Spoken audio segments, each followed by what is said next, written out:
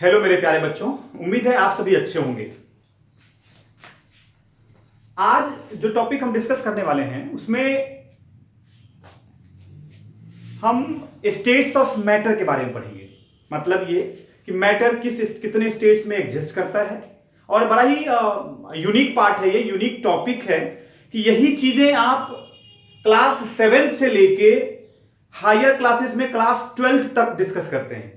तो इसीलिए ये टॉपिक और ज्यादा इंपॉर्टेंट हो जाता है। आपने 6-7 में अगर आप कभी बुक उठा के देखें, या आप जो बच्चे छोटे बच्चे हैं जो नीचे की क्लासेस में हैं 5th-6th-7th में, तो वहां भी सॉलिड, लिक्विड और गैस के बारे में हम लोग पढ़ते हैं। लेकिन वहां पे आप एक बेसिक चीजें पढ़ते हैं कि किसी भी मैटर को डिफरेंशिएट किया गया है सॉलिड, लिक्विड और गैस में। लेकिन आप जब ऊपर की क्लासेस में बढ़ते हैं तो आप उसका एग्जैक्ट रीजन या एक मॉलिक्यूलर रीजन या वो रीजन कि क्यों कोई भी states of matter solid, liquid या गैस एग्जिस्ट करता है। अगर एक मैटर है जिसके बारे में एक नॉर्मल डेफिनेशन हम पढ़ते आ रहे हैं कि it occupies space, it has mass, weight, density, it has some compressibility, मतलब there are different factors that differentiate कि कोई भी सब्सटेंस जो है वो सॉलिड, लिक्विड और गैस क्यों है।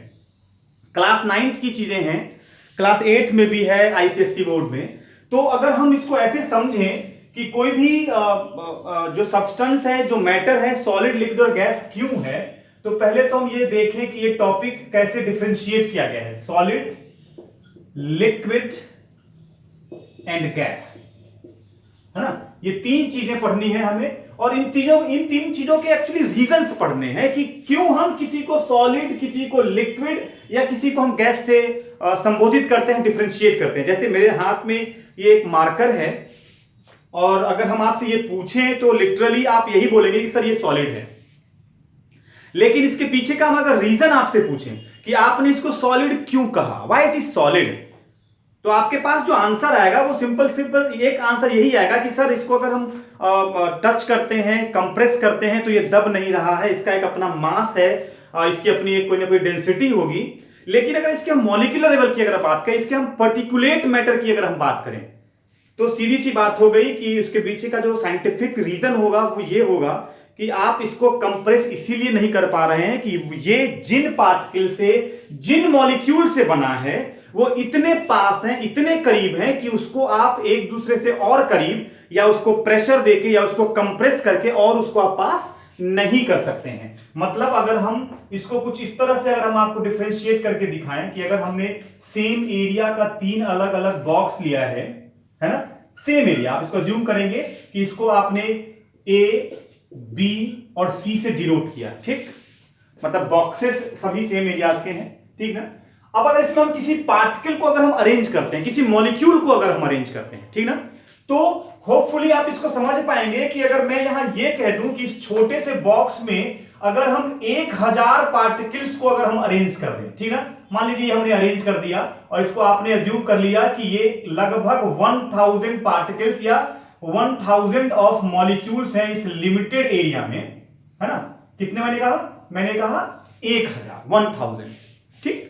अब इस छोटे से एरिया में 1000 पार्टिकल है, 1000 पार्टिकल्स हैं, तो बट ऑब्वियस है, ये आपको देख के भी समझ में आ रहा होगा कि ये इतने ज्यादा कॉम्प्लेक्स हैं, इतने ज्यादा कंप्रेस्ड हैं, इतने पास हैं कि इन पार्टिकल्स के बीच का फोर्स ऑफ अट्रैक्शन, ये चीज समझना है, ये नया वर्ड आ गया, फोर्स ऑफ अट्रैक्शन। मतलब कहीं ना कहीं ये सभी पार्टिकल्स के बीच का फोर्स ऑफ अट्रैक्शन इतना ज्यादा है कि इसको आप और करीब नहीं ला सकते। मतलब ये कि जो इंटर मॉलिक्यूलर फोर्स है, देखिए नया वर्ड यहां से एग्जिस्ट कर रहा है, इंटर मॉलिक्यूलर फोर्स। अलग अलग बुक में इस फोर्स को आप अलग अलग नाम से जानते हैं। इसी को इंटर पर्टिकुलेट फोर्स भी कह सकते हैं, inter molecular force of attraction भी कह सकते हैं। अब इस अट्रैक्शन वर्ड को अगर आप समझने की कोशिश करिए तो इसको आप ऐसे समझिए कि ये पार्टिकल्स आपस में इस inter molecular force of attraction से इस कदर आपस में जुड़े हुए हैं, इस कदर आपस में नजदीक हैं कि इनको हम अगर कंप्रेस करना चाहें, जैसे मेरे हाथ में ये मार्कर है, अगर हम इसको दबाना चाहें तो ये सिर्फ इसीलिए नहीं दब रहा है कि इसका साइंटिफिक रीजन ये आ रहा है कि इनके बीच के जो इस मॉलिक्यूल या इनमें जो भी मॉलिक्यूल्स हैं, इनमें जो भी पार्टिकल्स हैं, इनके बीच में स्पेस बिल्कुल नहीं है, और इंटरमॉलिक्यूलर फोर्स ऑफ अट्रैक्शन इतना ज्यादा है कि आप इसको कंप्रेस करके इसके इसको और करीब नहीं ला सकते। तो this is what the reason behind कि आपने 1000 पार्टिकल्स, है ना, पार्टिकल्स कह लीजिए, मॉलिक्यूल्स कह लीजिए, ये डिपेंड करता है कि ये मैटर है क्या। तो अलग अलग बुक में आपको ये चीजें अलग अलग ढंग से रिप्रेजेंटेड होगी। इंटरमॉलिक्यूलर फोर्स या इंटरमॉलिक्यूलर फोर्स ऑफ अट्रैक्शन या इंटर पर्टिकुलर फोर्स भी, पर्टिकुलेट मैटर ये वर्ड आता है कि they are all made up of particles and what they are, anything that exist in the matter, anything that exist in the universe, that मतलब जिसको आप matter कह रहे हैं, वो सभी कहीं ना कहीं एक छोटे छोटे पार्टिकल से बने। अगर इसको ऐसे समझाऊं मैं, इसको मैंने डिवाइड करना शुरू किया, कट करना शुरू किया, और कट करते करते करते इसका एक ऐसा कंडीशन आएगा, एक ऐसा समय आएगा कि आप फर्दर उस सबसे छोटे पार्टिकल, जिसको आप एटम के नाम से भी जानते हैं, या उसको मैंने ऐसा पार्टिकल कह दिया जिसको हम फर्दर डिवाइड नहीं कर सकते, वो एक इनडिविजिबल पार्टिकल है। तो आप यूं कह सकते हैं कि ये जो हमारा सॉलिड होगा, चाहे वो जो भी मैटर है जो सॉलिड स्टेट में एग्जिस्ट करता है, उसमें इंटर पर्टिकुलेट फोर्स या इंटर पार्टिकुलर फोर्स या इंटर मॉलिक्यूलर फोर्स या inter molecular force of attraction सबसे ज्यादा है, हाईएस्ट है। क्यों हाईएस्ट है? क्योंकि जो पार्टिकल्स हैं, जो मॉलिक्यूल्स हैं, वो यूनिफॉर्मली अरेंज हैं। एवं यह भी मैं कह सकता हूं कि वो सभी पार्टिकल्स इतना करीब हैं कि उनके बीच का फोर्स अपने आप ज्यादा होगा। जब भाई ऑब्वियस सी बात होगी कि एक टेबल पे, एक चेयर पे, जैसे बच्चे बैठे हैं यहाँ पे, है ना, यहाँ पे बच्चे एक चेयर पे 3 बैठे हैं, और मैं अगर इन बच्चों के बीच में 2-3 बच्चे और बिठाने की कोशिश करूं, तो बट ऑब्वियस है कि जो आसपास जो फोर्स लगना होगा उन बच्चों के बीच अपने आप बढ़ जाएगा, क्योंकि सभी एक दूसरे के ऊपर फोर्स लगाने लगेंगे, है ना, क्योंकि हम उनको बहुत टाइटली बिठाने लगेंगे कि नहीं आपको और 2 बच्चे बैठने हैं, 2 बच्चे और बैठने हैं, तो सभी के सभी जब बैठने लगेंगे तो उन सभी के बीच के आसपास के जो फोर्सेस होंगे वो अपने आप इंक्रीज कर जाएगा, बढ़ जाएगा। मतलब in that case the solid have a large intermolecular force. फिर बात है लिक्विड की। इसमें ये मान के चलिए कि जैसे ही आप लिक्विड की बात करेंगे तो पार्टिकल्स जो होंगी, जो मॉलिक्यूल्स होंगी, वो दूर दूर होंगी, और हमने यहां ये एज्यूम कर लिया कि लगभग 600 पार्टिकल्स जो होंगी वो लिक्विड के केस में होंगी। और जैसे ही 600 पार्टिकल्स की संख्या जैसे ही कम हुई, तो इसका सीधा सा मतलब बनता है कि कहीं ना कहीं पार्टिकल्स के बीच में एक ब्लैंक स्पेस, एक खाली जगह बन रही है, और उसको हम लोग कह दे रहे हैं इंटर मॉलिक्यूलर स्पेस, IMS। क्या कह दे रहे हैं? Inter molecular space. ये जो आप ब्लैंक स्पेस देख रहे हैं ना, है ना, जो मॉलिक्यूल्स और पार्टिकल्स के बीच का जो ब्लैंक स्पेस है, इसी को हमने कह दिया इंटर मॉलिक्यूलर स्पेस या इंटर पार्टिकुलर स्पेस।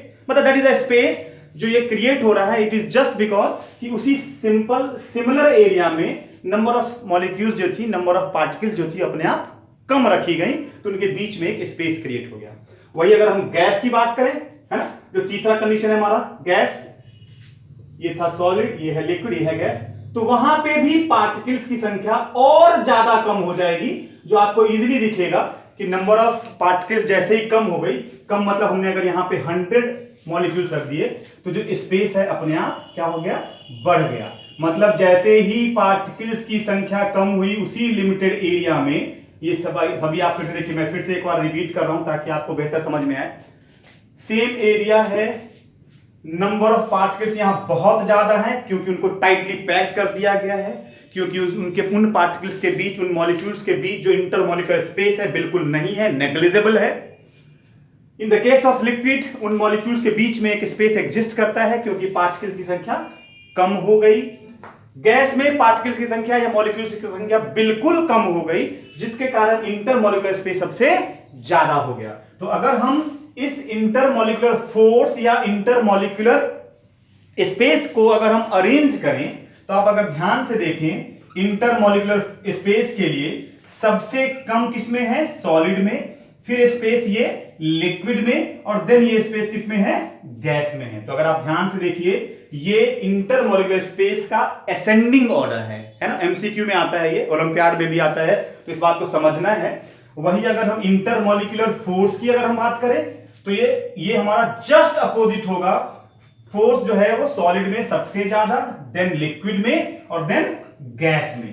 ठीक है, मतलब अगर आप इन दोनों के बीच का मैथमेटिकल अगर आप रिलेशन देखें, तो हम सिंपली कह सकते हैं intermolecular force is inversely proportional to intermolecular space. क्या कहा मैंने? फिर से सुनिएगा, मैंने कहा इंटरमॉलिक्यूलर फोर्स या intermolecular force of attraction is inversely proportional to intermolecular space. Inversely का मतलब अगर स्पेस ज्यादा है, मतलब ये अगर ज्यादा है तो फोर्स अपने आप क्या होगा, कम हो जाएगा। ये अगर कम है तो अपने आप फोर्स क्या होगा, ज्यादा होगा। इट मींस जिस कंडीशन में, जिस स्टेट्स ऑफ मैटर में इंटरमॉलिक्यूलर स्पेस कम है, लीस्ट है, उसमें आप देखिए ध्यान से इंटरमॉलिक्यूलर फोर्स क्या है, सबसे ज्यादा है। तो this is what the mathematical derivation की इनवर्सली प्रोपोर्शनल का मतलब होता है कि अगर एक ज्यादा होगा तो दूसरा जो वेरिएबल होगा वो हमेशा कम होगा। फोर्स ज्यादा, स्पेस कम, स्पेस ज्यादा, फोर्स कम। और रीजन क्या हो गया कि जब पार्टिकल्स बहुत ज्यादा होंगी तो फोर्स ज्यादा होगा, स्पेस कम होगा। जब लिक्विड है और पार्टिकल्स की संख्या कंपैरेटिवली कम होगी तो फोर्स जो होगा वो अपने आप क्या हो जाएगा, घट जाएगा, है ना भाई। यहां इससे कम हो गया पार्टिकल की संख्या, जब पार्टिकल की संख्या कम हो गई तो स्पेस आ गया, तो स्पेस इससे ज्यादा यहां हो गया। पार्टिकल्स और मॉलिक्यूल्स की संख्या और कम हो गई तो स्पेस हमारा और ज्यादा हो गया। तो this is what the scientific reason कि अगर मॉलिक्यूल ज्यादा है तो इंटरमॉलिक्यूलर फोर्स ऑफ अट्रैक्शन अपने आप बढ़ गया, क्योंकि हर तरफ से जो पार्टिकल्स होंगी, जो मॉलिक्यूल्स होंगी, आप देखिए ना, अगर हमने अगर किसी एक मॉलिक्यूल की बात करी, अगर बीच वाले मॉलिक्यूल की, इसको मैं ग्रीन कलर से रंग दे रहा हूं ताकि आपको बिल्कुल विजिबल दिखे। अब इनके चारों तरफ जितने भी पार्टिकल्स होंगे सभी एक दूसरे में फोर्स लगाएंगे, तो बट ऑब्वियस है कि यहां चूंकि संख्या ज्यादा है तो इसमें लगाने वाले फोर्स के जो पार्टिकल्स होंगे उसकी संख्या भी ज्यादा होगी। बहुत सारे पार्टिकल्स होंगे जो इसी मॉलिक्यूल के ऊपर फोर्स लगा रहे होंगे। अब यहां आइए, अगर इस मॉलिक्यूल की अगर बात करेंगे तो इसको, इसके इर्द गिर्द नंबर ऑफ पार्टिकल्स जो होंगी वो कम होंगी, तो अपने आप जो फोर्स होगा वो क्या हो जाएगा, कम हो जाएगा। इसमें आइए, इसमें क्या होगा, यहां भी वही बात हो रही है, यहां पे संख्या जो पार्टिकल्स की थी, मॉलिक्यूल की थी, और कम हो गई, तो बट ऑब्वियस है जो फोर्स है अपने आप और कम हो गया। तो गैस में स्पेस सबसे ज्यादा, फोर्स सबसे कम। इसको आप ऐसे भी लिख सकते हैं, intermolecular space is inversely proportional to intermolecular force. Force जिसमें ज्यादा, स्पेस उसमें कम, स्पेस जिसमें ज्यादा, फोर्स उसमें कम। तो this is the basic criteria why something is differentiated into 3 different states. Solid जो पानी है, वो लिक्विड, और जो एटमॉस्फेयर में जो आप गैस देख रहे हैं, that is what the gases are. तो this is what the solid, liquid and gas, that is the basic differentiation of states of matter, and this is the exact reason behind, a scientific reason behind the 3 different states, कि हमने किसी को solid क्यों कहा, liquid क्यों कहा, और या फिर गैस क्यों कहा। ये तो हम पहले से जान रहे थे कि किसी में मास है, कोई स्पेसिफिक शेप लेता है, किसी का स्पेसिफिक वॉल्यूम है, किसी का स्पेसिफिक शेप नहीं है, है ना। ये सब पढ़ चुके हैं हम लोग कि पानी है, आप उसको जिस भी कंटेनर में रख दीजिए वो उसी का शेप ले लेगा, ये सब हम पढ़ते आ रहे हैं। लेकिन जो साइंटिफिक रीजन है वो हमारा ये 2 रीजन बेस्ड है, इंटरमॉलिक्यूलर फोर्स के बेस पे और इंटरमॉलिक्यूलर स्पेस के बेस पे। ओके, तो आई होप कि आप लोगों को ये वीडियो बिल्कुल समझ में आई होगी। मेरी इस वीडियो को शेयर करना बिल्कुल मत भूलें, लाइक जरूर करें, और अगर लगता है कोई डाउट है तो आप कमेंट सेक्शन में इस बात को जरूर रखें, तो कि ताकि आपका वो जो डाउट है वो मैं टाइम टू टाइम क्लियर कर सकूं। Okay, thank you.